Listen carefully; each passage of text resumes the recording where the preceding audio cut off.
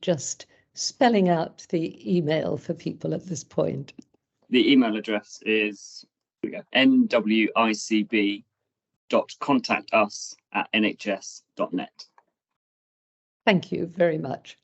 So, members of the public, you are very free to email a question using the email address that Chris has just given.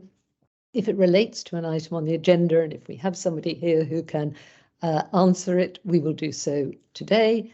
If not, we will answer it in writing within 7 days directly to the person asking the question, but we'll also put the answer on the website. This is a meeting in public. It's not a public meeting. And then the other point I wanted to make by way of introduction is the meeting is recorded. It is in the public domain. And so please don't share any personal information or information relating to a third person when you are asking a question or requesting clarification regarding items of the that are on the agenda. We're obviously very conscious of people's privacy and confidentiality.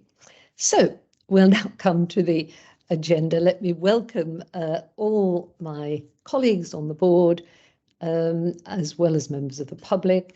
The only apologies we have are from two of our partner members, Councillor Bill Borrett and James Bullion, who are unavoidably detained at a Norfolk County Council meeting, but will join us as quickly as possible. The minutes in draft of the last meeting in public have been circulated. Is our board members happy with those minutes?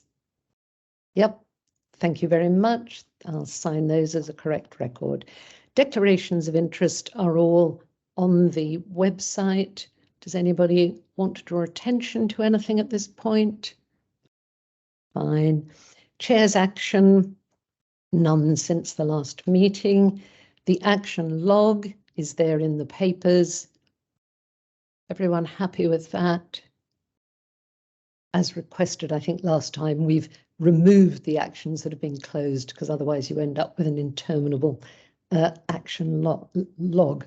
Right, and then that brings me to the Chair and CEO report, Tracy's and my report. And before handing over to Tracy, I just want to repeat, or I just want to stress on behalf of everyone on this board of NHS Norfolk and Waveney, how intensely grateful we are to all our staff working throughout the health and care system in Norfolk and Waveney.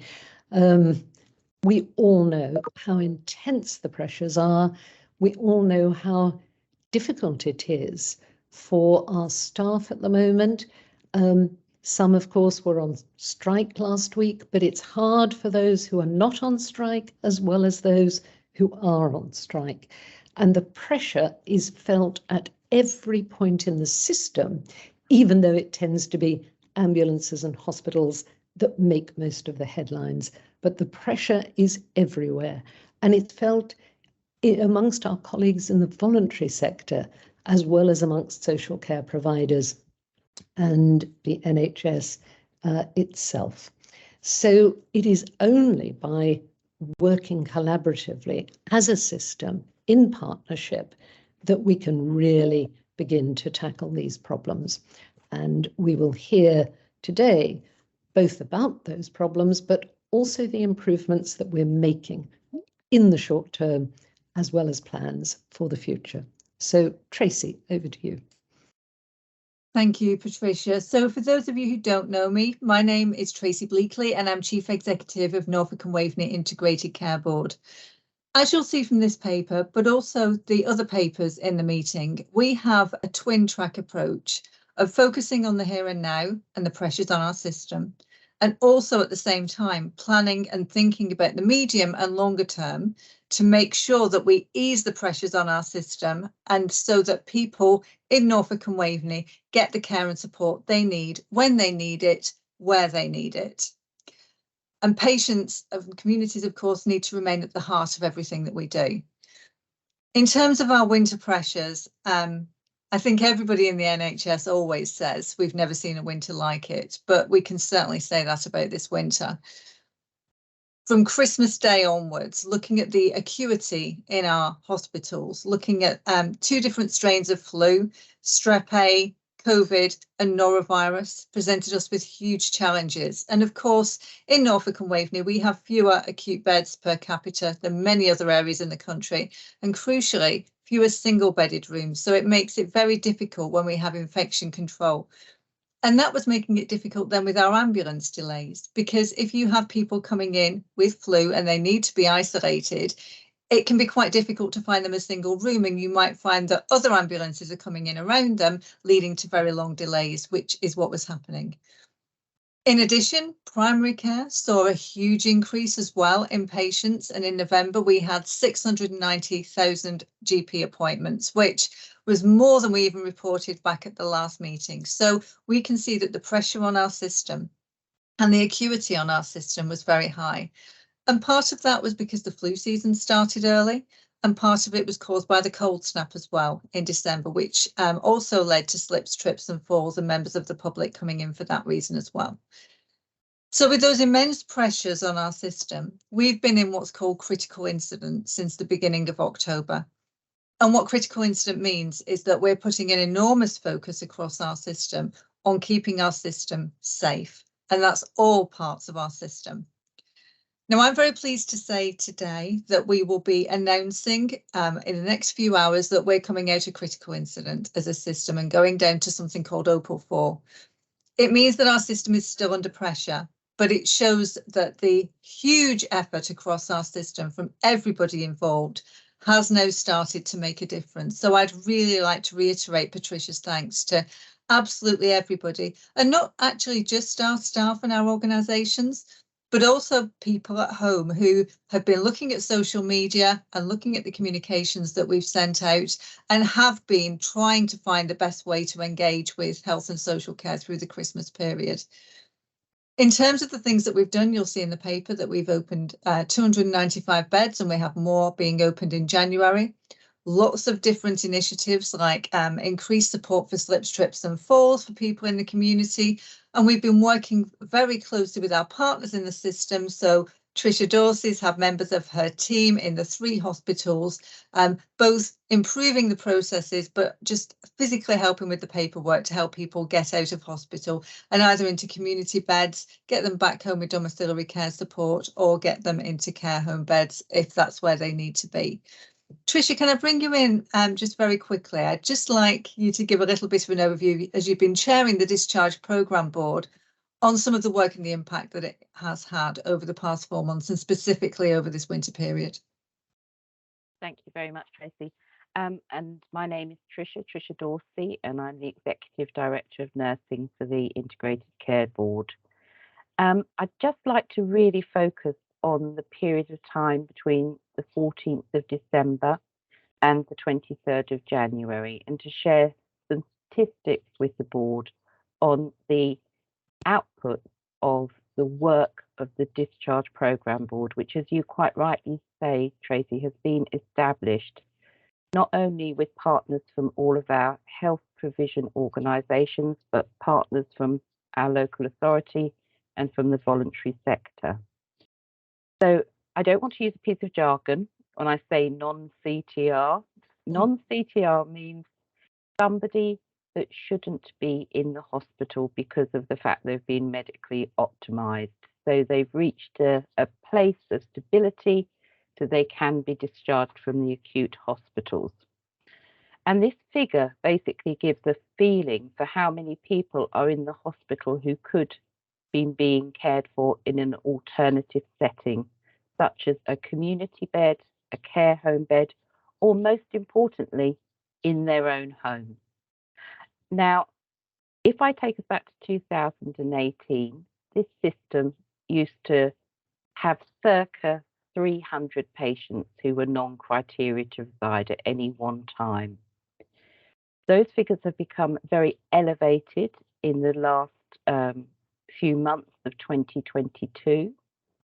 And at the start of the 14th of December, our figures were sitting at 655. As of the 23rd of January, there has been a reduction to 593 across the acute settings, but also our community beds. So in total, we've seen a 9.5% reduction. We have names for pathways 0, pathways 1, 2 and 3. I won't go into all of the detail, but they're basically pathways based on need. So a pathway 0 patient is somebody that's gone into an acute setting and can be discharged without any support, whereas a pathway 3 person is somebody that needs a lot of support to maintain their activities of daily living. So during the period that we've just described, our pathway 0 reduction has been 72%. So that means we can have greater confidence that the processes around those individuals in the hospital setting have been enhanced. With regards to pathway 1 patients, we've seen a reduction of 20%. So not as great as in the pathway 0, but that's 1 in 5. That's quite a significant improvement.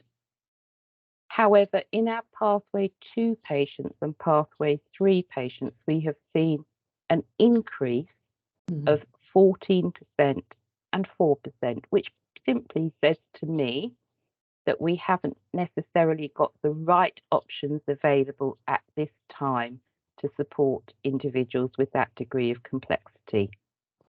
But what I can assure the board is that in working with our partners and the establishment of the Discharge Programme Board, that there are many programmes of work taking place to address those very issues. So I'd like to just focus on the successes that have been had in the last couple of months. So we were made aware that the transfer of care document was a document that was used to communicate need across our system between organisations was far too lengthy, too cumbersome, and was stopping both health and social care colleagues doing what they needed to do in real time. So that document has been reviewed, ratified by the programme board, and is now in operation. And we will evaluate the effectiveness of that in March. However, early indications are that that change has already been beneficial. We have established a discharge dashboard for our system, which focuses on real-time figures of where our people, our patients are within our system, so that we can have a greater understanding of where there are potential opportunities to do things differently to support individuals. We've reviewed the hubs, which is where health and social care colleagues come together to enable a discharge of an individual from one of the settings. And there will be an implementation plan, an action plan, which has been supported by the CEOs and the local authority partners to move into a different position and working practice to ensure that we are working in a much more effective way with the resources that we have. I believe personally that we have not got the right level of capacity in the discharge teams which are in operation in the hospital. So there will be recommendations coming forward from the Discharge Programme Board. Of course, we have the national funding, the discharge funding, which will enable the commissioning of more beds within our system to ensure that a number of the individuals that are inappropriately in a hospital setting at the moment can be safely supported within the community. And finally, I'd just like to mention 2 other big ticket items, I would say, Patricia. One has been the response from the voluntary sector, which has been absolutely phenomenal. This gives us a huge opportunity to think around how do we wrap around support for people, particularly pathway 1 and 0, if they come out of the hospital. What can we do to make sure that they're adequately safe in their home as they recover and rehabilitate? So I would like the board to be aware of that. And also the extensive work that has been done around transportation. to ensure that we've got adequate transport to support people on their journey back to the home, care home, or into the community bed. There is more still to be done, looking at outpatient appointments as well, but that work is in train. So I would not want the board to think we've reached a final stage on this discharge improvement pathway. We certainly haven't. But what I'm very pleased to note to the board is that with the collegiate and collaborative working that's going on with our partners, we are starting to see reductions in the number of people who are not in the right care setting and are actually now starting to flow through our system more effectively to the right place for them, which I think is the important thing to note for the board. Thank you, Tracy. Tricia, thank you very much indeed for that. Tracy, were there other points you want to make now, or should we just take any quick questions on this? I am conscious of time, but I would like to thank everybody who was involved this week in supporting the industrial action. I do think that it's a big achievement to come out of critical incident in the week following industrial action, and shows how hard everybody worked to keep staff and patients safe. So I would like to reiterate that, but otherwise I can take the report as read in the interest of time. Fine, thank you, Tracy. Let's take quick comments. I just want to signal, obviously, our learning from experience of patients and staff will focus on particularly the issue of older people's care, and that will then be our first, our next agenda item after that. So let me take Kathy, then David, then Aliona. Brief points, please. Thank you. Tricia, I'd just like to ask about the staff morale, you know, having gone through this horrendous period.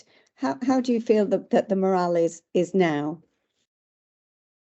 So I do not think that we can negate the amount of impact these extreme pressures are having on people's morale. So I think I need to say that first, Kathy.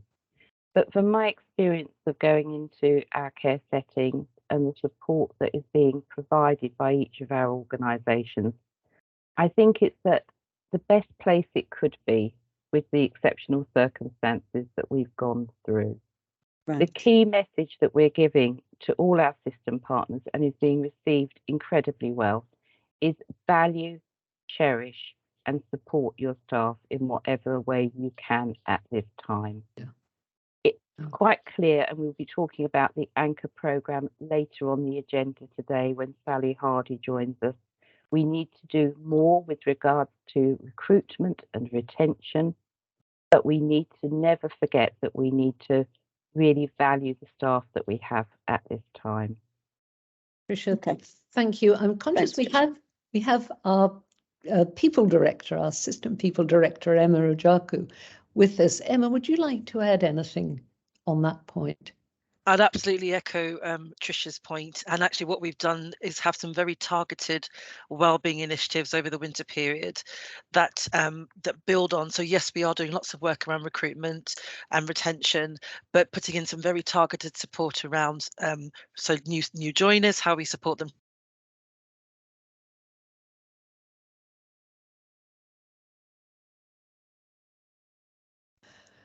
I think we've just lost Emma. Yeah. Yeah. Okay. Emma, okay, thank you. Hopefully have a chance later on, but David. Oh. Great. Thank you, Patricia. And I'm David Holt, one of the non-executive directors.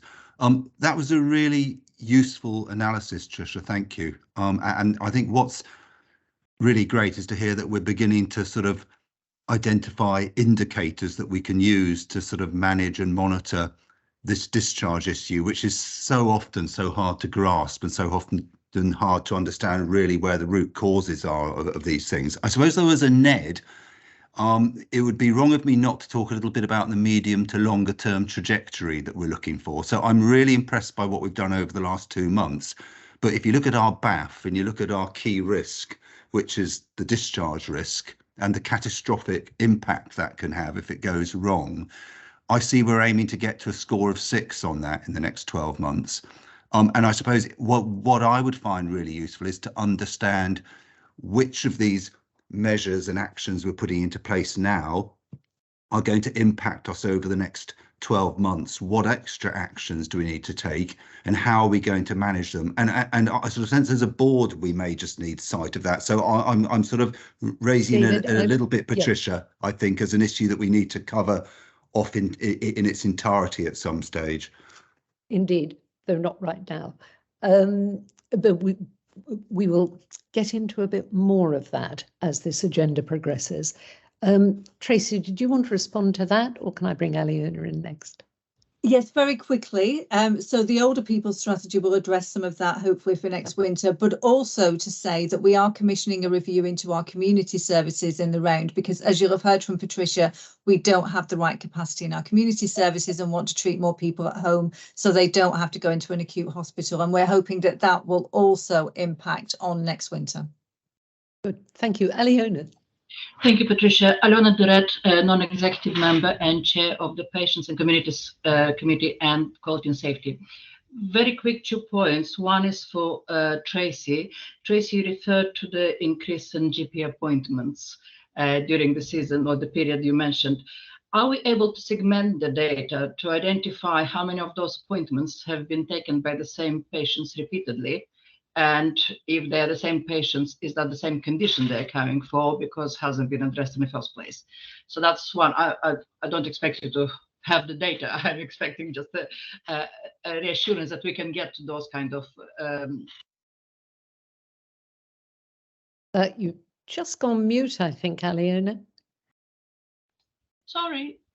Are you better? Yeah, better. Yeah. And the second one is for Tricia in relation to the additional funding we received.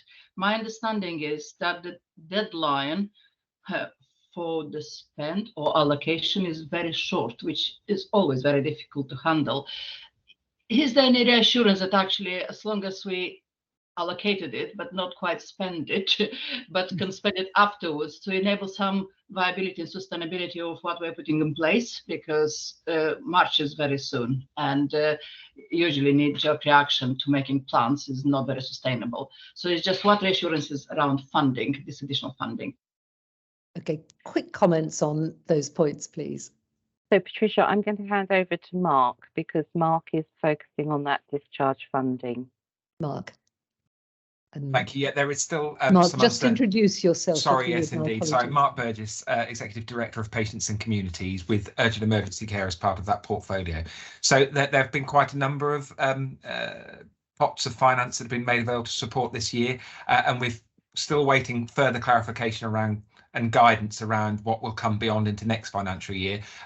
So there's nothing I can absolutely confirm now. However, indications are that some of this funding will be made recurrently so that we can invest in the longer term. So that's positive.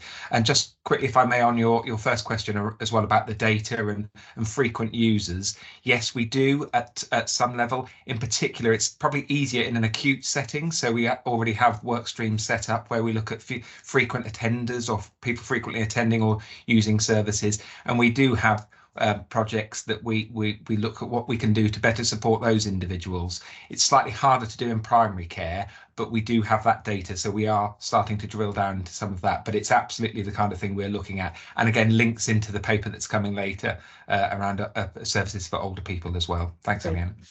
Mark, thank you, and thank you, colleagues, for those questions.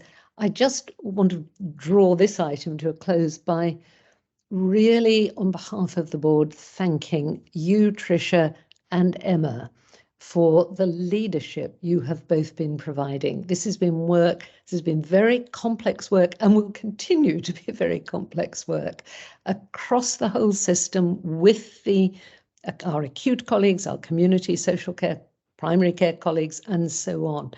But you can only work as a system to solve problems if you've got the system acting as a catalyst. And I think the way both of you have really led and committed to this work and built effective relationships right across the system, because these aren't problems you can solve just by telling people to do something differently. So it's really, both of you, I think, are very much showing the way we want and need to work. And that's why we're getting results. We're going in the right direction. The other person I particularly want to recognise is Louise Smith. And Louise, I see you're sitting in on the call, and welcome particularly. And Louise, as you will know from Tracy's and my report, is the Director of Public Health, has been for the last, goodness, nearly 6 years at Norfolk County Council, and she's played an absolutely critical role in the formation of our integrated care system, and in particular, of course, played a leading role in the response in Norfolk to the COVID pandemic. And I just, on behalf of the board, want to thank you, Louise, and wish you the very best of luck for your next, I think, very exciting role at, see if I can get the name right, the UK Public Health Agency. Used to be Public Health England, but really delighted to see you going there, although extremely sorry to lose you to Norfolk and Waveney. Now, my apologies. Thank you very much. Thank you. My apologies, we are running a bit late already on our agenda, but we're now coming to really what I think for most of us is really, in a way, the most important part of our agenda as we learn from the experience of our patients, staff, members of the public. And I'm very pleased to see that members of the Corbett family, whose experience we are going to hear about, are here with us, have joined us for the meeting. And I'm really grateful to them for sharing their experience with us. But let me hand back to Tricia to introduce this item. Thank you, Patricia. Patricia, I think you've said it all, really. I have great pleasure in bringing this extremely powerful story and video to the board today.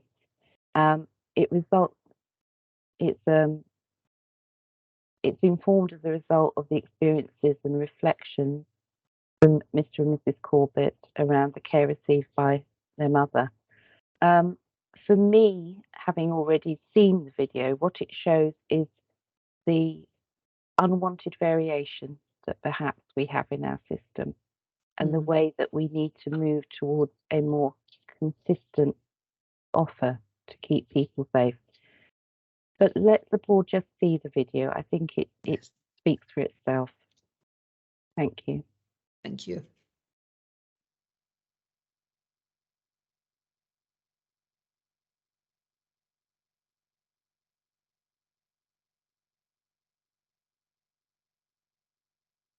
Okay, so January last year, my mother, who's 91, became quite ill. She's always been fiercely independent. She's always lived at home.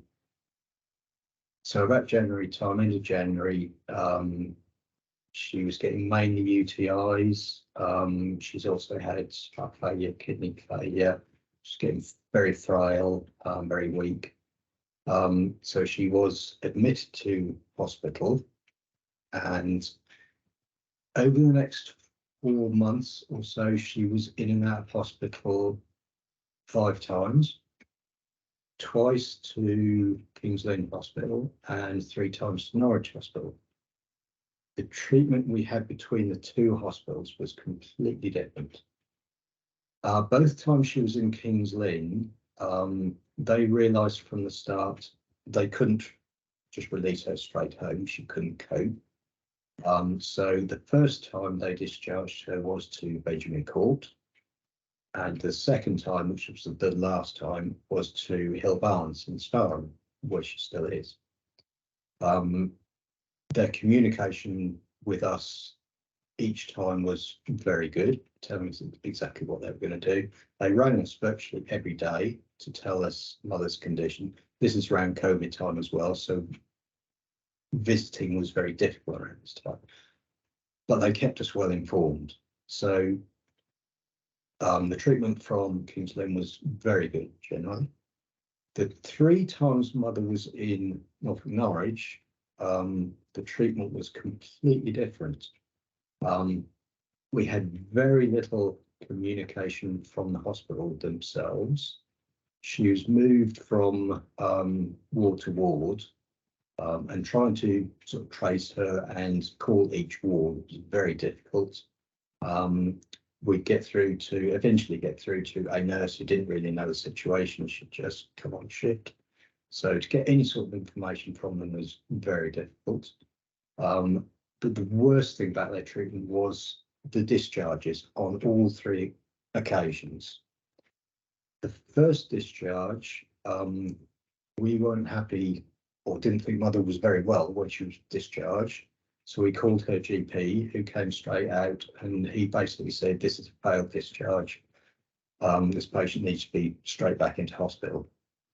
He rang the hospital and told them this. And he said to us, rather than wait for an ambulance, are you prepared to take her?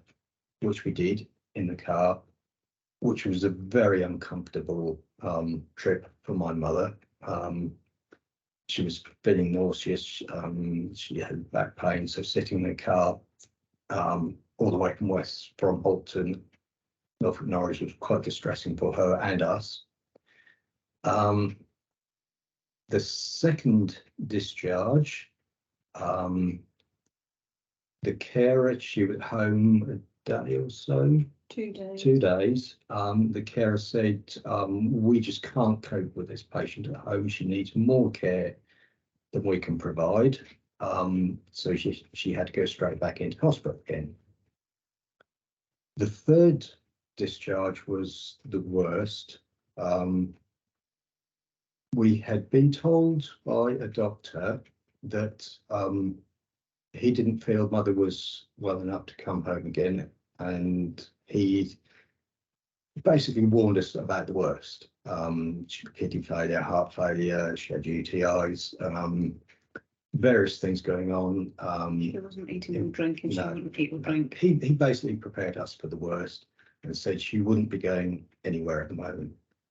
Literally about 2 hours later, I had a phone call from discharge teams saying mother is on the way home. So she arrived home. She was basically in the chair for about 2 hours. The ambulance men took her into the lounge, sat her in a chair, and she was there for 3 hours. She couldn't move. She was wet. She was incontinent. She didn't even call us when we got home, which is very unusual because she wasn't really there mentally. She just sat there. The carer turned up approximately 7 o'clock in the evening to put her to bed. Yep. And said to me, I'm going to put your mother to bed now. Okay, fine. A few minutes later, she rang me up again and said, your mother's collapsed on the floor. I called an ambulance, can you come over? So I come straight over. Mother was semi-conscious on the floor by the bed.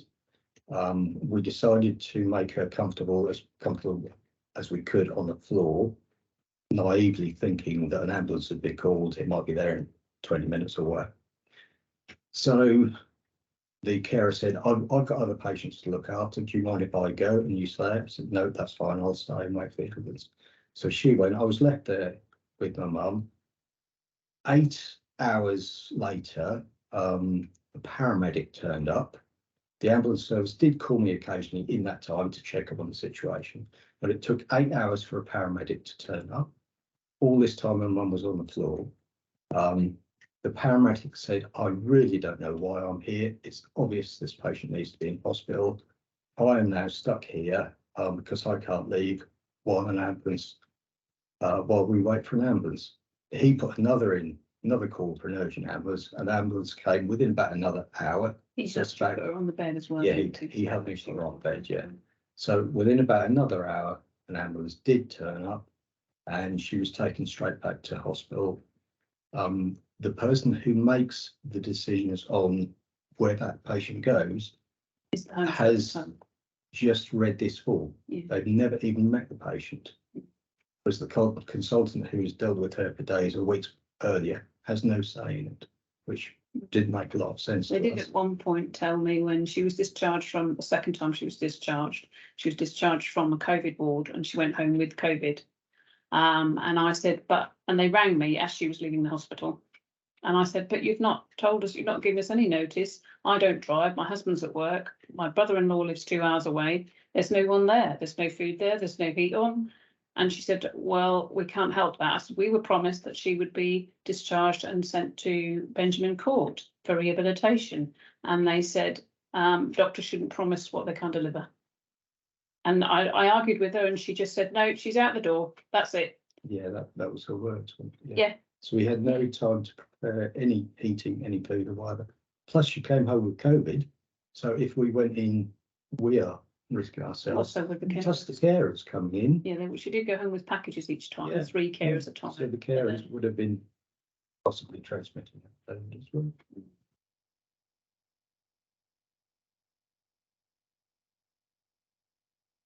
Well, I suppose there's a financial part to it as well. So I'm self-employed, so any time off, I'm losing money, and I needed time off to take my mum to hospital that one time. We spent hours on the phone just trying to get through to the hospital, waiting to get through to somebody. You spent a lot of time emailing people as well, didn't you? Yeah, I was in contact with PALS and the hospital and anything. I was trying to relieve the stress from Fred because he was working, so you know, I wasn't, so I could do that. And there's and that night I spoke with Mother on the floor. I was obviously up all night with her. I came home, had a quick breakfast, and went straight to work the next day with no sleep whatsoever. So there's that impact on it as well, but it's mostly the worry and stress. The mental side. It was when she was in, yeah, you suffered a lot, didn't you? It was when she was in hospital, just fearing that she was going to be dumped straight back home again, with no warning whatsoever, and what would happen then.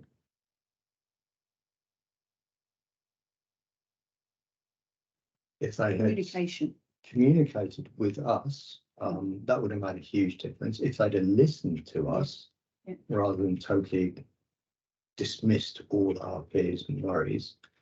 And I think if there had been a community bed or whatever somewhere like Benjamin Court, that she could have gone to, because a 3 times a day care package isn't enough for some people. So if I appreciate she didn't possibly need care in acute ward, hospital care, but she did need taken care of 24 hours a day. So if there had been some sort of community hospital she could have gone to for a week, a month, as it turns out in my mum's case, permanently, but then that would have given us a bit of time to sort some sort of care package out. But that just didn't seem to be available. Although King's Lynn found it, they had to wait a considerable amount of time for a bed to become available, which obviously takes up bed space in their hospital.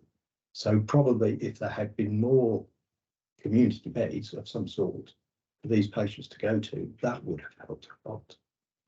The communication also between Norwich, between ward to ward, just didn't seem to exist. And certainly doesn't exist between the hospital and the GP, let alone communication with the hospital and us. Communication just broadly, that was a big thing. For us personally, the whole experience was really bad. Apart from the time she spent with King's Lynn, we did have proper communication with them. They contacted us every other day, if not every day, to let us know her condition and what they were doing. And if she moved ward, they'd tell us. Every time she was in Norwich, I think that was probably the worst thing. It's the anticipation. Yes, starting to get a phone call of just saying she's on her way home. What do we do now?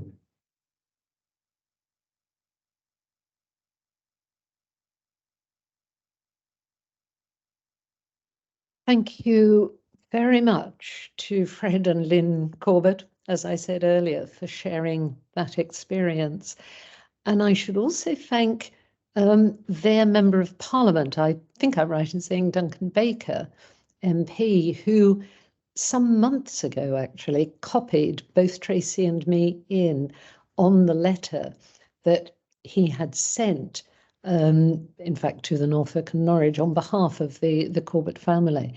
And of I really want to stress here that this particular experience, but also the way we approach learning from these experiences, is not in any way to blame individual staff or individual organisations, because as we were hearing earlier from Tricia, the pressure on the whole system is intense.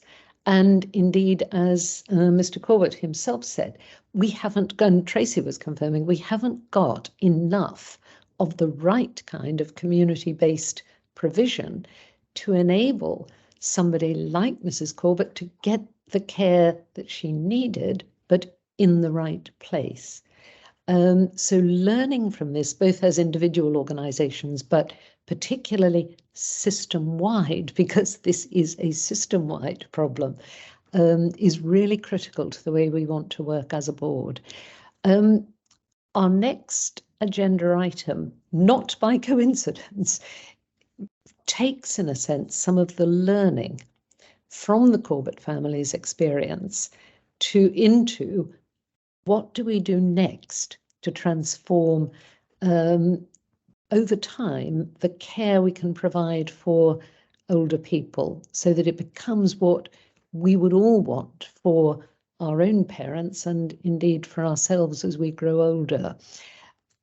If there are any very quick or immediate questions or comments, I'll take them. And Tracy, I don't know whether you wanted to say anything else, but I'm quite happy to move straight into the transformation of older care paper as well, because that forms that really does roll on from the back of this. And having met Mr. and Mrs. Corbett personally, it really did help to cement my thinking. Tricia, you've put your hand up. Did you want to come in before I start? And I see, sorry, James also has his hand up, so we'll take quick comments from both of them, and then Tracy, back to you for the next item. Just to note that we have had a response with regards from Norfolk and Norwich Hospital about the actions they've taken as a result of our video today, which I'm more than happy to share widely, but I just wanted to note that they have responded. Thank you, Tracy. Good, thank you. James. Thank you. Yes, and I know we're pushed for time, but James, I just apologies. Would you introduce yourself? We're just. I do beg your pardon. Thank you, Patricia. Yes, James Bullion. I'm a partner member of the ICB, and my background is social care in Norfolk. And I just didn't want to let the moment pass, really. We were just without acknowledging, really, the very powerful nature of that experience that they've had, and the way that the communication and the learning extends, not just in health, but how health, social care and housing work together. And I do feel our language around bed blocking and the way we really blame the patient and blame particularly older people. I think if it was children that we were talking about, there would be outrage, and yet it's, you know, society sort of accepts that for older people this sort of thing goes on, you know, because it's very pressured. So I just didn't want to leave that language point and the culture point. I know we're committed to try and improve it, but I thought it was right for us to take a rights-based approach to this issue as well. Thank you. Absolutely. Thank you, James. I think bed blocking is not a term I hope anybody would be using on this board or across the wider system. Let's come straight to our next item, transforming care for older people. And Tracy, back to you to introduce this. Thank you, Patricia. And I'm going to take the paper as read because it does set out some of our demographics and our wider challenge. It's unusual for us to bring a paper to the board about a priority without setting out everything we're doing so that the board can consider everything in the round. However, last year we said quite rightly that a big priority for us was going to be transforming mental health care services in Norfolk and Waveney, because we knew we had a system that was really letting down our population, and we knew that we had radical work to do over the next 5 years. I'd like to take the same approach for older people. We have a lot of projects going on, and I'd like to pull them together into a cohesive strand of work. And it really showed me this winter when I was speaking every day to teams in each of the 3 acute hospitals, when they were saying to me over and over again, our ED is full of older people who really should not be here. And it's not because we don't think older people should be in ED, it's because it's not the right place for them to be. Can you imagine how different it could have been for Mrs. Corbett if her urinary tract infections had been dealt with either at home or in a community bed close to home? And all that would have potentially needed would be intravenous antibiotics in the community, which we don't currently do. So how many people are going into a hospital because they have a urinary tract infection, or they've had a fall and they've been on the floor waiting for an ambulance? They might have been looked after, they might have been able to eat and drink, not necessarily been able to get back up. And because the criteria says actually they could be dehydrated, we take them into hospital. And what happens when they go into hospital is they have to have a full health check. They're in bed, they're deconditioning. They might be worried about eating and drinking because they don't want to go to the toilet, or they're not sure if somebody will help them go to the toilet. So they start to exhibit delirium, they start to become confused. And those stays not only become longer, but it actually starts to impact on the quality and the quantity of the life that people have left. So what I'd like to do is completely turn this around and look at older people, look at some of the conditions that they have and how we can manage those better in the community. Alongside that, I'd like to look at some of the specific pathways as well and look at how we communicate with people. This is not just a Norfolk and Waveney problem. As a society, we don't talk about ageing and we don't talk about death and dying. And within healthcare, we think it's failure. But what could the Corbetts have done if they'd had a bit more advance notice of the fact that Mrs. Corbett was becoming frail? What kinds of things they might expect? That Mrs. Corbett might have urinary tract infections. What planning might they put in place? Think earlier about social care. What were the options open to them? How could they have those discussions as a family when they're not in crisis, which means that actually they can start planning Mrs. Corbett's life? If this sounds like a palliative care approach, it is. I'd like to extend a palliative care approach, because what we say when people are approaching the end of life is that we really focus down on what matters to that person and what matters to their family. And yet before that, we really do start to think about what matters to our health and social care system, actually, and how can we manage these people quickly, and how can we discharge them out of our service because we are so busy that we need to get other people in. Can you imagine if you were having a baby, if the doctor gave you as little information as we give to people when they're aging or when they're dying? If they just said, don't worry, they may at some point be a baby. I don't want you to focus on that. Go home, stay well, look after yourself and enjoy your life. Can you imagine? Don't worry about what happens over the next few months. We can't possibly quantify, but that's what we do for people when they're becoming more frail and we know that they have progressive conditions. We don't tell them what to expect. We don't tell them how to manage their conditions, and we don't give them advanced information so they can make plans. I think there is an enormous amount we can do here. This is not about just commissioning new services. This is transforming the way that we deliver health and social care in Norfolk and Waveney. And it is not about reducing the care that we give to older people. Rather, it is about increasing the quality of care we give to older people. We understand some of the limitations on their life around transportation, where their families live, how difficult it is for them to come to us. So let's take care to them. Let's keep them as independent as we possibly can. Let's maximise the quality of life, listen to people, give them the care that they need. But it's going to take a massive effort, and it's going to take prioritisation, and it's going to take work to pull all of this together. So what I'm asking for today is really an understanding of what we can achieve together and a real commitment from this board over the next 5 years to make sure that we want to work together to prioritise and improve older people's care in Norfolk and Waveney. Thank you. Good.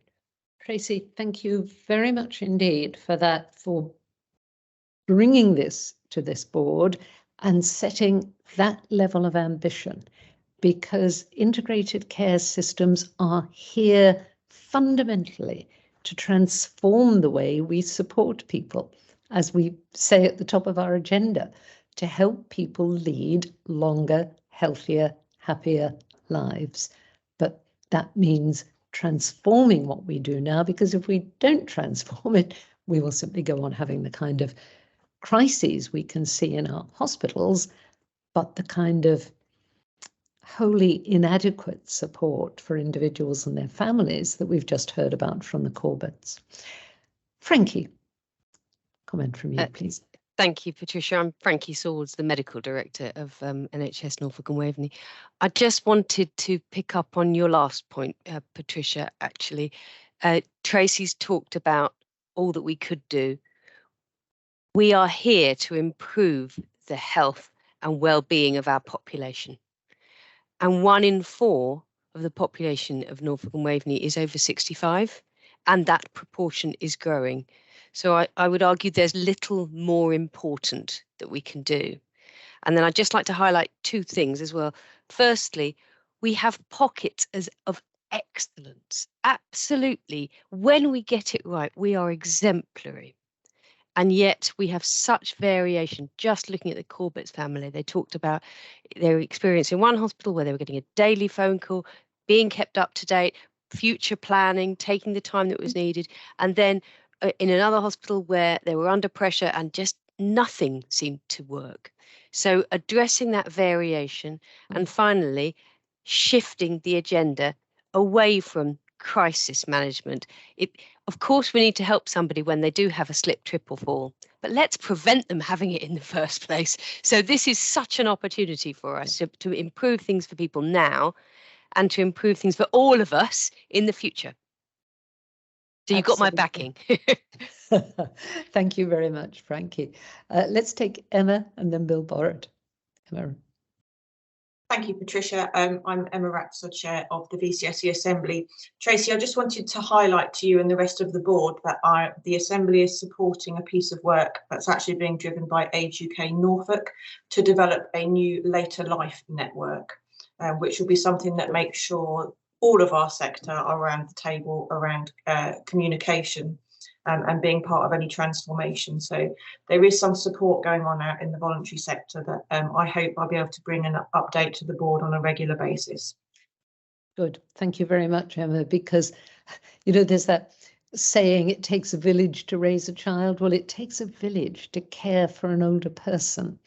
And indeed, many older people are also doing a huge amount of caring and support for their neighbours and family and friends. So there's a resource here, as well as the challenge of supporting all of us as we get older and more frail. Bill Borrett and then Jonathan Barber. Thank you very much, Chair. I thought the Corbett's story was very powerful, and I absolutely endorse what Tracy was saying about a fundamental different approach. I think it is really important, and it's obviously difficult to do because actually you would have thought that would be how we would have got here already, given all of the pressures in the system, but we haven't. But it is quite innovative, it appears, given what else is going on in the systems. But I just wanted Tracy to say that she has my wholehearted support, because I do think that it is really the only route forward for us. But not only that, it is the best one, because it's about what's important to that person. You know, and the society is not having the conversations that it needs to have. Generally, it's not just a fault of the health service, but we all need to endorse it. And it's something that we used to do very well. Talking to relatives of mine who are older, but we seem to have lost the knack. So I absolutely support where you're trying to go there, Tracy. And if there's anything you can do, to help, let me know. Good, thank you, Bill. John. Yeah, Jonathan Barber, partner member on this board with acute background. Obviously, utterly support the direction that Tracy's aiming to go in, and I want to thoroughly endorse what Frankie has just said. But just to give this board some reassurance, the 3 acutes in Norfolk, the 3 acute hospital trusts, are now working much more closely together, with a clear aim of having consistent high quality pathways across all types of activity we undertake. So hopefully we'll see these sort of variations gradually ebbing away from our system as we're working much more closely together. But that's just looking at through the acute lens. And Tracy and others are absolutely right. We need to wholesale transform the way we're delivering these services. The best place to be cared for is in your own bed rather than an acute bed or any other bed. And that's the philosophy we need to start taking as we start to transform these services. But a lot is already starting, and we should take some solace for that. A long journey ahead, but we're already started. Good. Thank you very much indeed, John. We have 2 recommendations: that this board supports the ambition of working across the system with our partners to transform and better integrate the health and care for older people in Norfolk and Waveney. And secondly, that in principle, we support and recognise that resources, and we're talking here about NHS resources, which is what we as a board are accountable for, will need to be reprioritised over the coming year and the longer term to achieve this ambition, acknowledging that this will require collective decisions with our partners about priorities and funding allocations. Is the board happy to approve those two recommendations? I'm seeing, yeah, nods and thumbs up. Excellent. Thank you very much indeed. I think a really valuable discussion of the individual's experience and the wider changes we need to make. So we come now to item 9, the anchor programme at UEA, our partners there. And Tricia, I think you, again, I think we're overworking you today, but we're coming back to you to introduce this and our colleague from UEA. Thank you so much again, Patricia. So I just want to draw board members' attention to one of our 3 goals as a board, and it's to make Norfolk and Waveney the best place to work in health and social care, or health and care. So at the last board, we talked in our discussions around the anchor programme, and I've got pleasure in introducing Sally Hardy from the University of East Anglia, who is leading the anchor programme, which is very much focused on thinking about how we recruit and retain our current workforce, but how do we create a new workforce for the future that are going to be able to deliver the care that we need, such as the conversation that we've just had around transformation and change. So I'd like to hand over to Sally, who's going to present to us the work that she's leading and the impact that it's going to have in the system and the support, I should think, knowing Sally, she's going to be looking for from the board. Sally, welcome.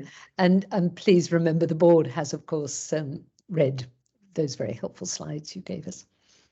Thank you. So yes, Sally Hardy, I am a Professor of Mental Health and Practice Innovation at UEA, formerly the Dean of the School of Health Sciences. And I have been leading on the Anchor Institute work. And as Tricia has said, hopefully you've had a chance to look at the slides and also my notes underneath, because this is a whole sort of web of activity that I am working with the integrated care system on. And this has been a funding programme that was supported by Health Education England. And as again, you know, they will be moving into NHS England in April. And each of the higher education institutes in the east of England have been given a sum of money to ensure that the expertise that the higher education institutes have are being utilised and served in a way that's really going to help the transformation agenda that you've been talking about. So quickly, an Anchor Institute is an organisation that can bring something to the table, as it were. And at UEA, we are calling that work niche. It's a niche because we are in Norfolk and Waveney, a coastal and rural community, and there are certain aspects of that impacts on our workforce, on our pathways of care and models of care.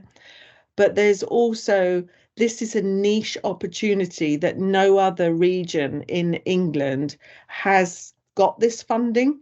So I'm very pleased to say I've also achieved additional funding from Health Education England to evaluate the other 5 HEI's work so that we can continue to learn from each other and really put East of England on the map.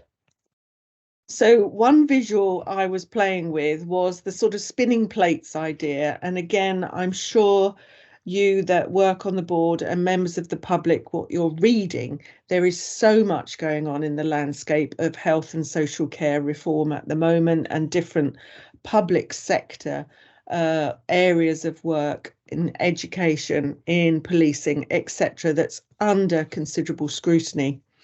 So niche for me is those hands at the bottom that are supporting and enabling the activity and that spinning to continue. We do need to work at pace. And then the inner donut or plate is a focus on workforce transformation. And then the orange circle is the system level transformation that we're trying to achieve. And UEA brings the research. It brings the evidence base that then can be fed back into the ICB for those critical decisions you need to make. It's about the education, as we've said. What do future integrated care staff need to get them in the right place with the right capabilities and skills? And also, we may be creating new roles that we haven't even thought about yet as part of this work. And it's about career planning as well for our staff to keep them in our system and keep them working where they're contributing their maximum skills and expertise. Weaved all through that is an evaluation arm and a sustainability agenda, because what we don't want to do is use all of this public money and then boom, it's disappeared, you know, if I move on or whoever moves on, for example. And then again, a key thread through all of this is innovation and improvement.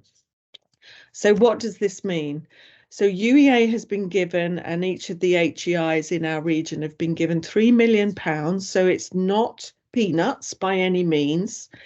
And we need to invest this money wisely. So a lot of the work that I've been doing with Tricia, with the workforce teams, with social care conversations with James, etc., and his team at Norfolk County Council, is how are we getting these work streams right to really enable that system level activity to take to continue at pace, pulling all of the work stream work and the workforce transformation agendas together to get what Tricia has just said, our achievement that people are drawn to the East of England. We're a magnet employer and a great place to live and work. So I've been mapping all of the strategic documents that have been produced and are continuing to be produced to come up with 4 key objectives for Niche as the Anchor Institute. So along the top there, we're addressing health inequalities. You've already talked about the differences that we find for older people, for mental health, learning disabilities, midwifery. We could keep going. There are so many health inequalities that we need to address. And that for the ICB is making sure that people can share their story once and it feeds through the system. The whole ICS, the whole integrated care agenda, is to tackle these inequalities, the levelling up agenda, etc., etc. And for social care, it's ensuring people are living fulfilled and independent lives. And so you can see how I've mapped those strategic priorities to the priorities of the Anchor Institute. So going back to the spinning plates, these are the areas that we're going to be focusing on. Research, the education, so making sure that Niche as the Anchor Institute in itself is a learning organisation and is feeding where the data we're receiving, the evidence we're creating together to feed back to the system. Hence, in the top left-hand corner there, the logo that we have produced replicates a windmill or a wind turbine where we're using the resources, churning them and sending them back out to feed the system. And then someone else said to me the other day, it also looks like a keyhole, that this is a rare opportunity to really look at in detail what's going on as the integrated care systems are taking hold. So Niche is the Anchor Institute and the windmill where this work is taking place. And we have got 4 key work streams. The first one is looking at workforce intelligence. So drawing together health and social care workforce data to look at the modelling, going beyond the capacity and demand models that have been utilised largely, and bringing in the productivity, the quality and the safety indicators that we need to think about our future workforce. Sally, Yes. My apologies. I want to give people time to ask you questions or comment on this or build on it. So, and I'm very conscious of time. So just if you would sort of highlight a few key points rather than trying to cover everything. Okay. Is that all right? My apologies. But... So the second major work stream is we are going to do some therapeutic optimization in place-based innovations at West, Central and East sites.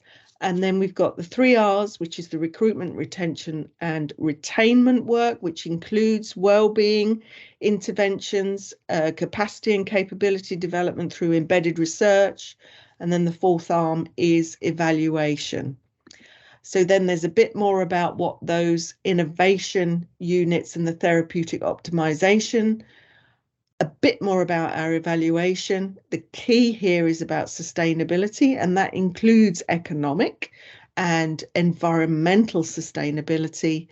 And then I'm presenting today to ensure the board is up to speed and that everybody and anybody who wants to collaborate, we really are better together, aren't we, in terms of the agendas, the massive agendas that we've got together. So there's my whistle-stop tour, and I will stop presenting and then absolutely welcome any conversation and dialogue questions that you want to pose. Sally, thank you very much indeed for that, and my apologies for cutting you off just a little bit. Not a problem. It's complicated, but absolutely, let's. And look, people really want to come in on this, which is great. Fantastic. So yes. We'll take Emma, then Kathy, then Stephen Coleman, then David, then Bill, and fairly brief points, please. Conscious of time here. Emma. Thank you, Patricia.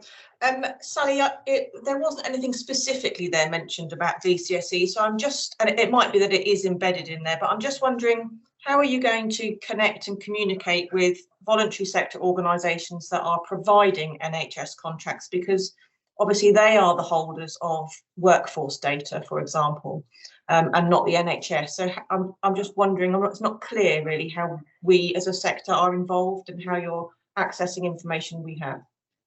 So we have an advisory board where I'm trying to bring as many stakeholders together at quarterly meetings to update. So Emma, if I can invite you, or you think of people that would be really good to have on that. Plus each of those work streams will have, again, critical friends and people that we can bring on to working parties so that we really are tying things together. And as I've said, I'm very, very open to any suggestions to make sure that this work really gets hold and that we're not replicating, but we're maximising the opportunity this brings. So Emma, please let me know who you think would be good people to connect. Good. If you can come via me, Sally, then I can come out to the rest of my network. Take it offline. That would be great. Yeah, thank you. Connect you. Kathy.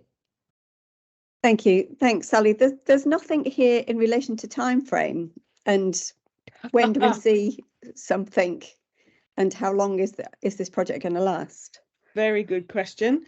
So I have to show outcomes to the funders by 2024. Right. So project teams are commencing now, ethics approval, protocols are being written, but we have to work at pace. And I am expected to show outcomes by 2024. Okay, thank you. But again, I hope that this is work that will continue beyond that timeline. David and then Bill. Great. And thanks for that, Sally. I mean, there are 2 core groups that I'm really interested in how we're addressing. One is the disabled who are currently not in work and yet actually potentially could be, and the other are those inactive groups, the over 50s, who I know also make up a significant part of our inactive population now, and we've just had a thing about ageing, and I'm just wondering how you're planning to address those two groups as part of this programme. So working with learning disabilities and autism teams in the system to understand what the offer is. Obviously at UEA, I am championing the learning disability programs that we run, particularly nursing, because we know that if you bring a registered practitioner, you can literally save lives for people with learning disabilities. So there is a smaller work stream around the disabled and people with disabilities being included in all aspects of their decision making. And then the over 50s is again a fascinating demographic in terms of workforce. And again, our Norfolk and Waveney system, we are bringing in what we're calling legacy practitioners, so people who might have retired or come off the register, and ensuring that any opportunity to return to practice, to return to the workplace, we don't necessarily draw the 18-year-olds into health and social care. We need people that have got life skills and like the story, you know, that painful story we heard from the Corbetts. They are giving so much care, the informal carers that are out there. How do we support them? So yes, there's streams of activity, and also engaging with people like our heritage and culture, those community assets. How do we bring them into the well-being and the health inequalities agenda? So the scope is massive, David, but yes, I will try and do what I can in 2 years. Yes. Bill. Yeah, thank you very much, Chair. I just wanted to pick up when you talked about place-based innovation. You talked away, you said in 3 places, East, West and Central, and I just wonder what the definition of place that you're working to is, because I think that is going to be an important, as yet unresolved issue for the system. And if you're not, well, anyway, I'd be interested to hear where you got that from. So for me, place is wherever care takes place, and you can take place to be the person's home, or it can be their GP surgery, it can be their village, it can be the town. So place has many forms. What the Anchor Institute work wants to do is ensure that care is wrapped around the citizen and the person wherever they are. So the person is getting the right care in the right place at the right time. So place-based is a very contemporary word, but the innovation sites will be in the West, so somewhere in Kings Lynn. At the moment, I'm in conversations with QEH to look at a unit, a ward or a service. Central will be working with Norfolk Community Health, and East will be working with the James Paget team to look at a service offer they have there, and we will do very deep dive into those services where all of the evidence that we're gathering as part of the Institute is being used to optimise patient care delivery in those sites. Okay, so we're basically, and I have a concern if we are going to make these based around the acutes, because we had made a decision as a system earlier on not to do that. So if that is what is now coming out of this piece of work, it's not something that we've discussed as a board. So I don't want to take up lots of time now, but Patricia, maybe if I could leave that with you and we could Bill, pick it up. I agree. I was going to make a related point, which is we have built, I think, over several years as a system, a real reputation for some very good innovation in workforce. You know, we were one of the pioneers in the trainee nurse associate program, which is absolutely about bringing people in from educationally and socially disadvantaged backgrounds, particularly bringing them in through the apprenticeship route, for which, of course, funding is available. And then, you know, placing them as part of their training, both in social care and in community as well as acute settings. And you know, this is a hugely successful new role within the NHS, as I say, also deployed within social care, that opens up all kinds of career progression and educational progression routes to people. So I very much hope that we'll be building on that, and that the work you're doing, Sally, which clearly is time limited and, you know, deep dive into a very specific or 3 very specific sites, will be seamlessly, will be properly integrated with the wider system people strategy. I don't know, Emma, whether you wanted to add anything on that wider context or your own involvement in Sally's work. But No, absolutely, absolutely. Can you all hear me? We can this time, Emma. Good. No, I know we're working offline, aren't we, Sally, with my team to align how all the work that she's doing links into our people strategy. So we'll definitely do that work. I'm conscious of time, but we can definitely update on that at a later stage. Good. Thank you very much, Emma. Thank you, Sally. That was extremely interesting. The issue of place is a much larger question, and we can pick that one up offline, and indeed as a board we'll be coming back to it. But thank you to everybody for your comments, and really good news that Norfolk and Waveney has indeed got this additional resource and opportunity for innovation. Right, we now come to agenda item 10, financial report. Stephen. And just introduce yourself, Stephen. Thank you, Chair. So I'm Stephen Corse. I'm the Executive Director of Finance for Norfolk Care Board. So this is the finance report to month 8, which is the end of November. So I'll just take us through both the Integrated Care Board position and also the summary position for the Integrated Care Systems, the NHS partners within that. So at the moment, we're reporting a year-to-date break-even position, which is the kind of the plan from the outset of the financial year. But I will just run through also some risks within that position. A year-to-date position is also so at the end of November, we're reporting a break-even position as well. Section 2 of the report kind of describes some of the strategic financial risks. We still have some of those in there scoring quite high on the risks to do with delivering that financial plan. And that really speaks to some of the other risks that we've got in there. So continuing healthcare demand growth is one. We've seen increases in the number of care packages that we're having to fund. And also, as we anticipated at the start of the year, some inflationary pressures on those care packages as well. We've also increased the risk over the previous 2 reports on the impact of new prescribing guidance. So pleased to say implementation of the continued glucose monitoring, but that comes with an additional cost which wasn't in our original plan.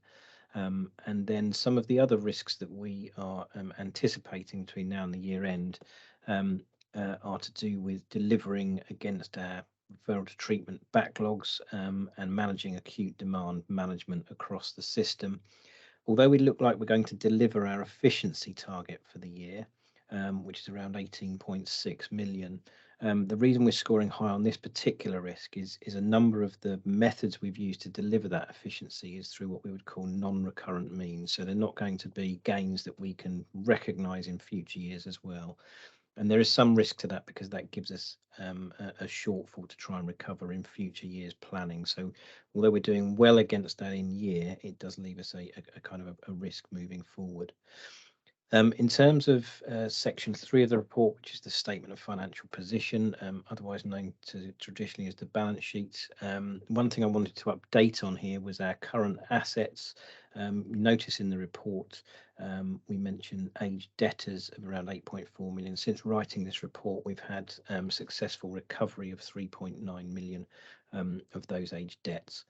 Of the operational risks and mitigations, which is in section 4 of the report, what we've been working to do as we try and deliver a break-even position in the Integrated Care Board for the year is look at the risks we had in the plan and how we can mitigate against some of those to deliver that planned position. We've currently got 7.6 million of those risks which have crystallised in the current year-to-date position. and we've got 17.2 million of those risks which we think will crystallise within the forecast outturn position. We've also looked at the remaining risks which haven't yet crystallised, and can we mitigate against some of those risks. So the total of those is just under 10 million at 9.9, and we found mitigation of 4.2 million. So we've looked at the remaining risk that has yet to crystallise, and we've got a much lower figure than we've been reporting in previous months, which is now down to 5.7 million. And we'll continue to monitor that and look for mitigations against those risks. At the start of the year, we had some unmitigated risk in the plan, which, as I mentioned earlier, was really around continuing healthcare excess inflation, so the cost of those packages of care increasing, and also failure to recognise and deliver against elective recovery fund income. So whilst we've not achieved the target, we haven't had some of the income clawed back as the original intention of elective recovery. But we haven't gone over and above the targets at which we would be able to claim additional income, and we had around 2.8 million of that in our initial plan. So we'd kind of recognised that early on as a risk to delivery. Coming on to the integrated care system financial summary, so two main things really to say against this, some of which is in the final appendices to the report at section 5. So we're currently, as an ICS, we're at month 8, we've got a 10 million deficit within the system against a plan of a 2.6 million deficit, so 7.4 million off plan. At the moment, our forecast outturn is to deliver a break even, which brings me on to section 5 of the report, which is something we're considering at the moment, which is the protocol that's been implemented by NHS England for any change to in-year financial forecast. So given the current position at month 8, shows some risk at a 10 million deficit, we're considering the implications of signalling a change to forecast outturn should we need to. The main things to note within that protocol is a considerable number of kind of what I would call good financial governance around monitoring some of our spend areas, particularly around workforce on agency, bank and temporary staffing, and looking at some of our kind of audit actions against how we're managing our finances. Before we can make those changes, we have to ensure that we've delivered against those, and we would have a financial recovery plan in place. And then the final bit of slide 5 really shows us that if we have a provider that goes off plan, we would need to, as an ICB, we would need to jointly agree any investments over 50k, known as the double lock. But if the system as a whole is off plan, we would need to get NHSE to oversee our financial governance around any investments over 100k. So as things currently stand, we're considering our position against the in-year position against what we're currently stating as a forecast outturn of a break even. The final thing to mention is on our capital spend. So we have a plan of 58.9 million. For month 8, we are behind plan at the moment of 16.6 million. And our forecast outturn is looking like a slight overspend of 1.4 million, which is really down to a technical adjustment around how we account for leases. So we fully expect to utilise our allocation of capital for this year. So I'll hold it there and happy to take questions. Stephen, thank you very much for guiding us through this quite complex and difficult landscape. Any comments or questions? I think I know this has been very thoroughly discussed in the Finance Committee. Bill, quick point.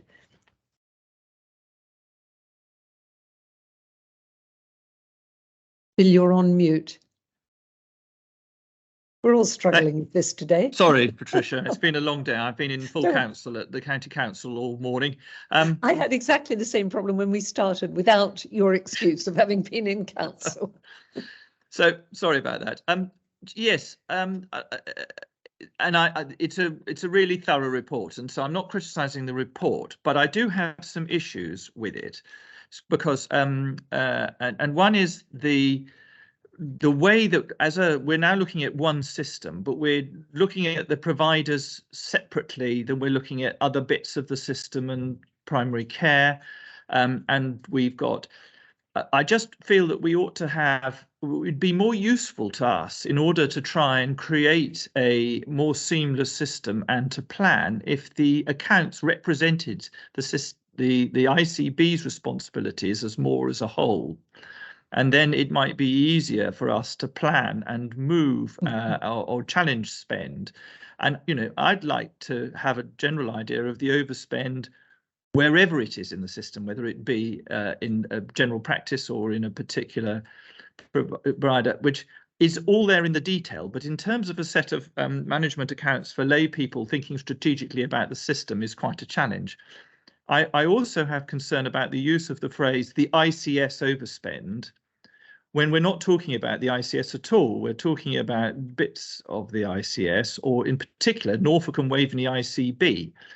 And I think that if we're not going to confuse our partners and the people within the system, I think that our language, especially around our finance, must be much clearer and more concise than it is.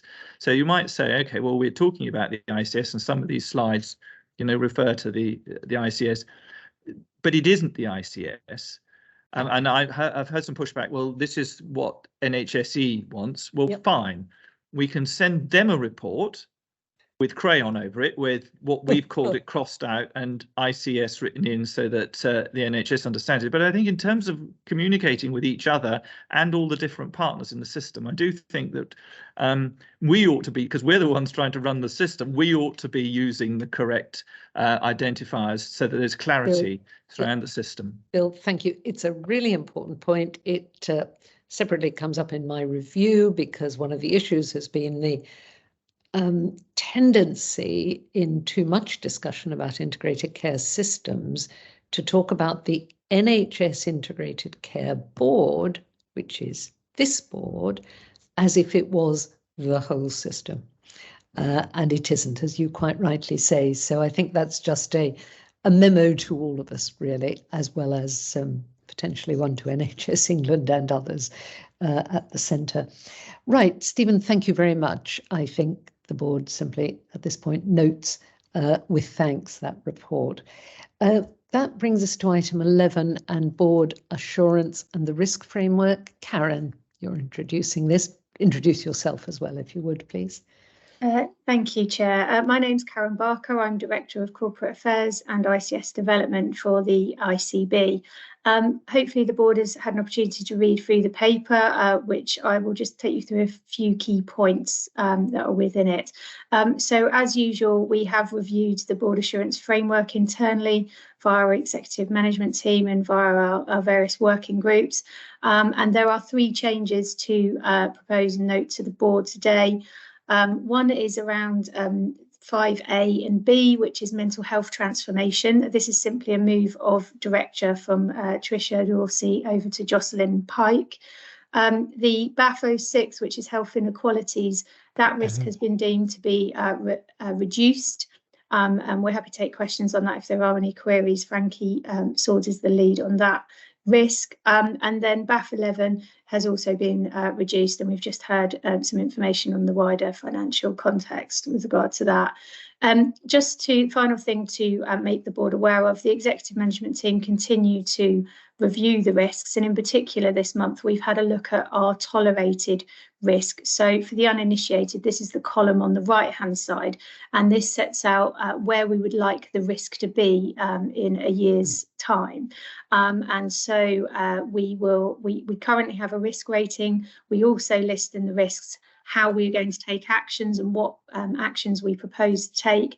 And then this is where we'd like to be if all of those actions come to fruition and everything we're trying to do works. So that's just to highlight to the board. We are continuing to look at that tolerated risk rating, and there'll be more work done on that in due course. So that's all I wanted to update. I'm really happy to take questions, and the directors are here as well if there are any specific risk questions. Thank you.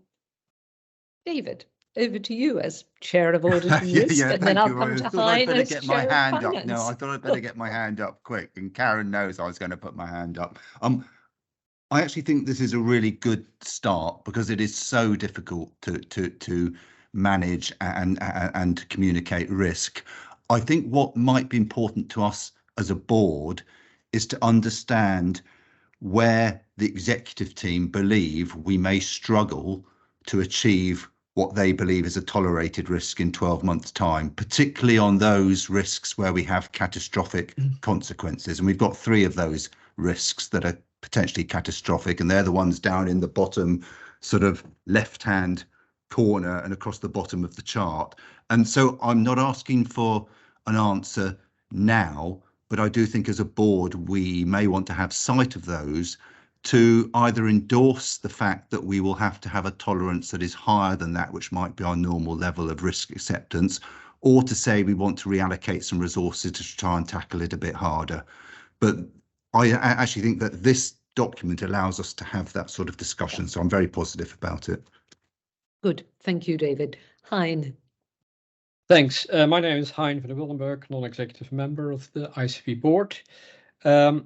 Karen, most of the risks on the risk register are system-wide, which I think is exactly how it should be, but there are a few which are particular to the ICB as a standalone entity, and one of those is BEF 11 and 11A around the finances of the Integrated Care Board. So my advocacy would be to reframe those as achieving the financial plan for the NHS organizations in the ICS in its totality. And I think that's the way the world is moving to. So, and I think within that, you can even incorporate the standalone financial situation. So that's really my comment for consideration to EMT.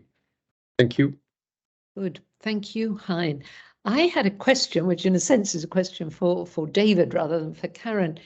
But as Hein has rightly said, what we have to look at as a board is the system-wide risks, some of which overlap with, of course, the risks that individual organisations are also managing.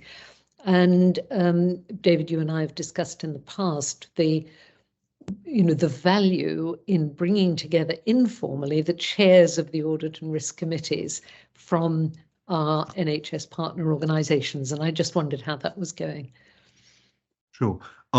We're holding our first meeting at the start of next week, Patricia, as a group of 5 audit committee chairs with myself, and half of the agenda is taken up by a sharing of key issues, both using some of this work that Karen and the executive team have done from a system perspective and triangulating it with the sort of issues that have been raised by the providers themselves. So I'm rather hopeful that as we surface from our 2-hour meeting next week, we will have a way of working going forward that allows both parties to exchange that information to make sure that we're not at cross purposes to one another.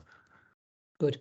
Thank you, David. I think it's really helpful for everyone to be clear about that, because it's exactly the way we want to work with all our partners across the wider system. Right, we're now going to go back to Stephen for item 12, emergency preparedness and resilience.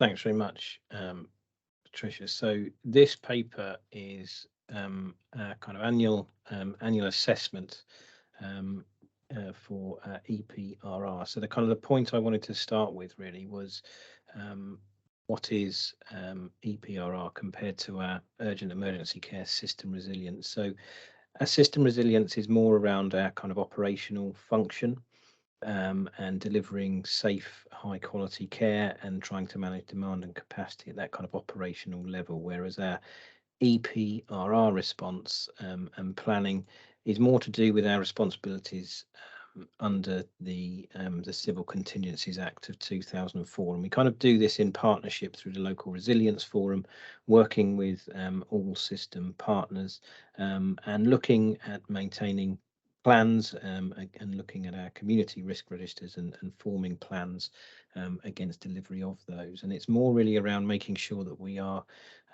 we've planned and are in good shape to manage the kind of common consequences from incidents and emergencies, whereas our system resilience is more around our kind of business as usual day-to-day running.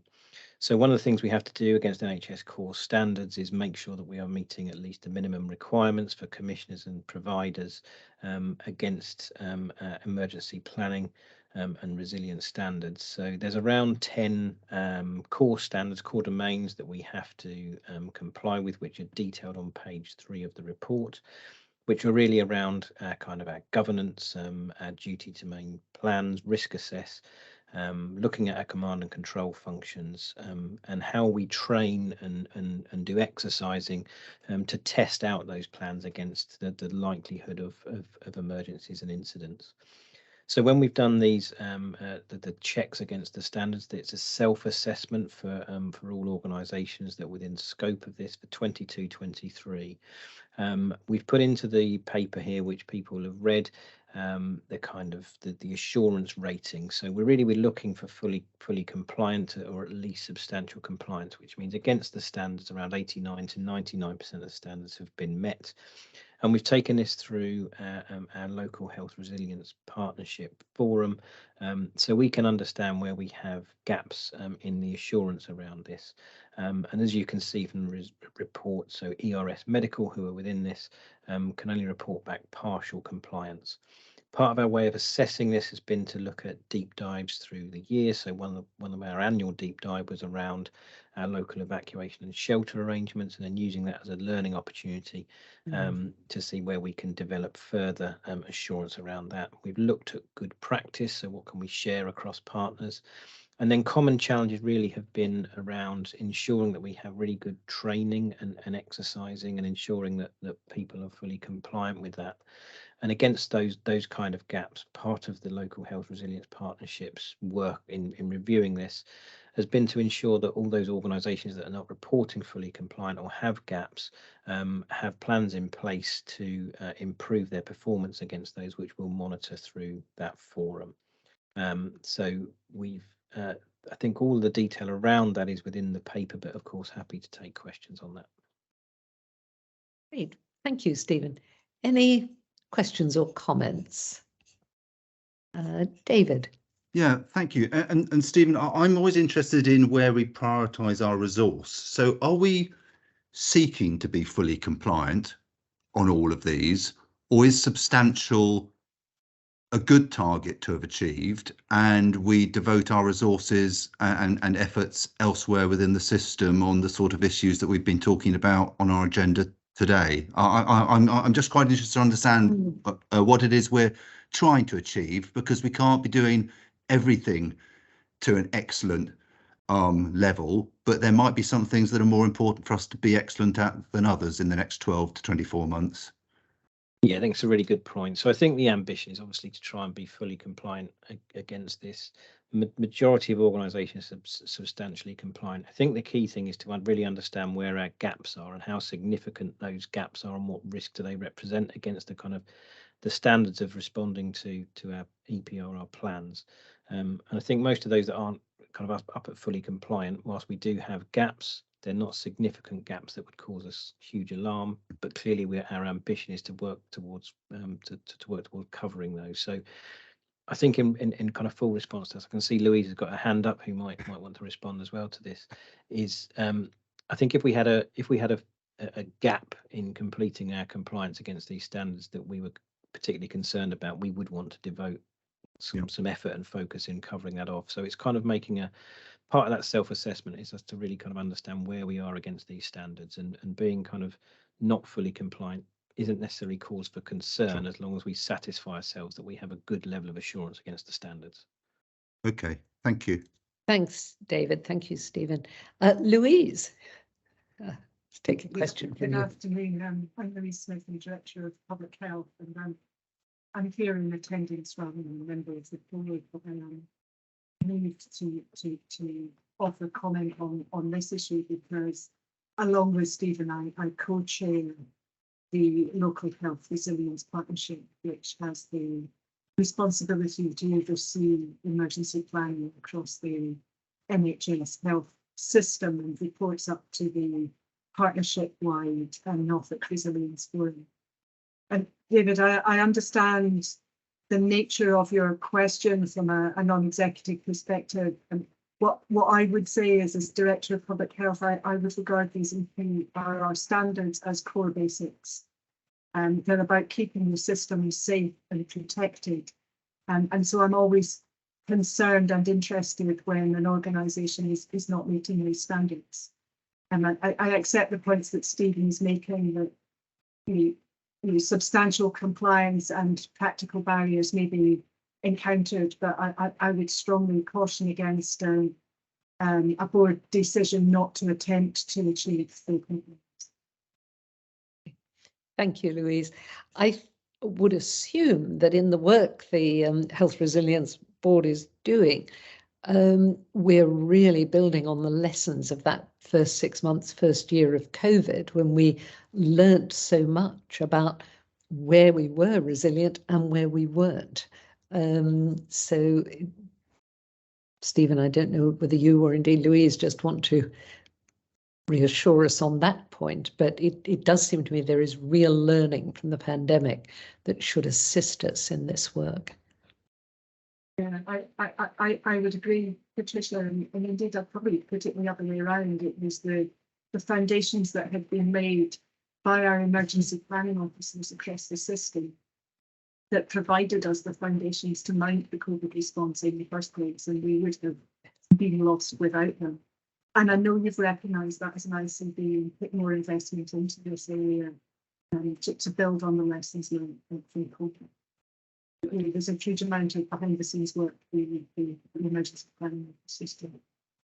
Yeah, I think just to add to that, not just the pandemic, I think with some of the exercising and testing of these plans we do, that the key to this is to continually learn. So we put plans in place, but things change. So we have to continually look and review and learn from what we can, what's available to us to develop and improve our plans against this area. Good, thank you. Tricia. So I don't want to extend the conversation, but I am completely in the same camp as Louise on this one. It's essential that we have robust resource and support to ensure that in this eventuality of an event that could be catastrophic in nature, that we've got the expertise to guide us on that journey. The support that we had from the EPRR last week into the industrial action was invaluable. But my thoughts and reflections at the time was it sufficient? And did we need to think about succession planning because of the complexities of the knowledge that you need to hold within that role? And have we got enough people on that development pathway in our system currently? Thank you, Tricia. This has been a very interesting, thoughtful reflection. Thank you very much indeed. Stephen, thank you for your work and report on that. So we now come really to the final group of items where we just very briefly note the reports from our board committees and take any additional comments from the chairs of those committees. Aliona, you've now had a chance, I think, to chair your first Quality and Safety Committee, and I believe also your Patients and Communities Committee. I don't know if there's anything you want to add. Thank you, Patricia. I shadowed the quality and safety, but I am going to very quickly pick up on a few points, if that's okay. One of the issues we looked at during the committee meeting was the ambulance response times, and we learned about the serious incidents that relate to the delayed ambulance arrival. And unfortunately, patients experienced deterioration. So the system was working at making improvements, and there were some signs of improvements and the reduction those rates of those incidents. However, it was agreed also that additional work needs to be done, particularly looking at areas of health inequality and deprivation, which we understand the Ambulance Trust has started already some work on. So at the next committee meeting, we're going to get an update on that. So in time, we'll report back to the board. The other item was ophthalmology. Again, we learned that there was a steady increase over the last couple of years in the number of ear care waiting cases on the waiting list. Unfortunately, during that period of time of 2 and a bit years, between 2020 and 2022, 15 serious incidents were reported, resulting in a permanent significant loss of vision associated with the delayed treatment, and that related predominantly to glaucoma as the main condition which is affected. So the ICB is now working very closely with the acute hospitals to support the trust's waiting list and with their recovery plan, and making sure that no further harm occurs whilst waiting. So we understand that there is an EAK improvement plan which has been mobilized quite at fast pace. There are 2 work streams which are supporting the prioritization of those waiting lists and prevention of harm, as well as the transformational work, so we don't get into the same position again. And the last thing was regarding the quality strategy, which has now been circulated for the engagement and socializing purpose, and it has been moved back. It's reporting to the board, yes, to the March meeting. Thank you. Good. Thank you very much indeed, Aliona. Any question or comment on that committee? Thank you. We can note that report. Hein, on the Finance Committee, anything you want to add? Thank you, Chair. This is a report on the meeting just before Christmas. Main takeaways, there's some clear pressure points on the overall finances in the system. The details are in the report. It may mean triggering this protocol that Stephen talked about earlier, and I think it's important for the board to realize that it would be quite a change in the modus operandi. So as and when that happens, we'll keep the board apprised how the experience with that is. There's very active discussions ongoing within the system and also with the region to make up our mind basically where we're going to end up at the end of the financial year. And lastly, I hope Bill takes some comfort. I've been trying to be very careful not to talk about the ICS, but rather the NHS organizations in the ICS. Happy to take any questions. Thank you, Hein. Any questions to Hein? Thank you. I think we can note that report. Primary Care Commissioning Committee, James, anything you want to add? Well, we've had 2 good meetings, one chaired by myself and one by Hein, actually, as well as our normal work around the CQC quality reports, where we've seen some practices come from requires improvement to good, but one at least going in the other direction. We've had 2 good discussions, one on the broader position of recruitment and the staffing and strains and pressures within primary care, really the stuff that underpins BAF risk 16, and the other was a conversation looking ahead really towards the changes of dentistry and pharmacy, which are heading in our direction and which the primary care team have been helping us to prepare. But we've also had some very good training on being a primary care commissioning committee, actually, which was eye-opening for me, certainly as an amateur in this space. Very helpful. Thank you. Good, because this, of course, is one of the duties that we've inherited from the previous clinical commissioning group, which was a very different kind of body. Any questions to James? Okay, thank you. We can note that report. The Performance Committee, Hilary Byrne. Just introduce yourself, if you would. Hi, I'm Hilary Byrne. I'm the primary care member of the ICB. So the Performance Committee met last week. I don't know if you've got the written reports, but just to highlight the main issues really. Worries really about urgent and emergency care, as we've already discussed today, and also 78-week waits. Also concerns about cancer waiting times and mental health, 12-hour breaches. So they're all ongoing issues which are well known to the system and being worked on currently. Also, just to flag up some big risks to delivery of those and other things are the strike action, which we touched upon earlier, the rack plank issue at the QEH, the pressures on urgent and emergency care and the impact on that on the elective and other programmes, and also there's an issue about differing waiting list payments at our acute trusts. So the main issues to highlight. Yeah, thanks, thank you very much. Thank you, Hilary.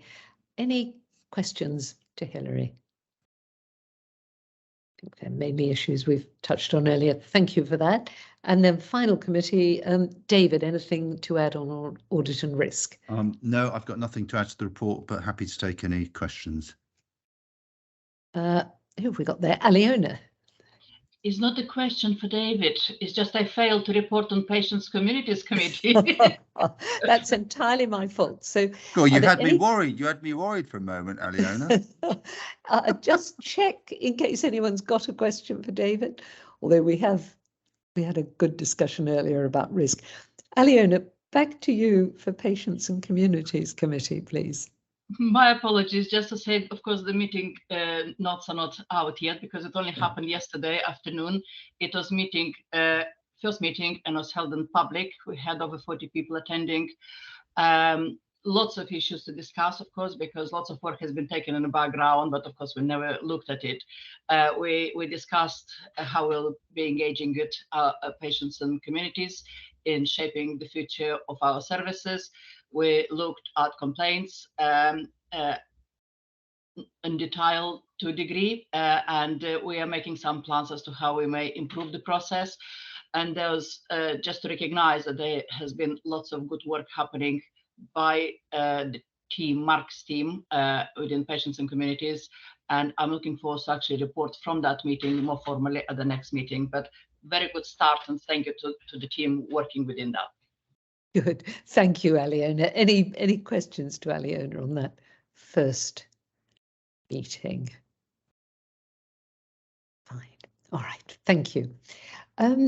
Now that brings us to our final item, which is another opportunity for members of the public who are in attendance at the meeting to ask any questions. We've not, as far as I know, had any via the email, but if anybody would like to ask a question, particularly if it's related to the agenda we've just been discussing, please just raise your hand on the system.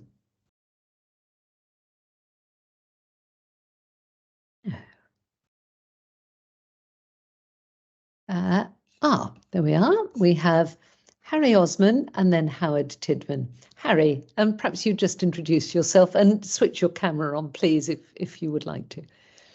Hi, can you hear me? We can.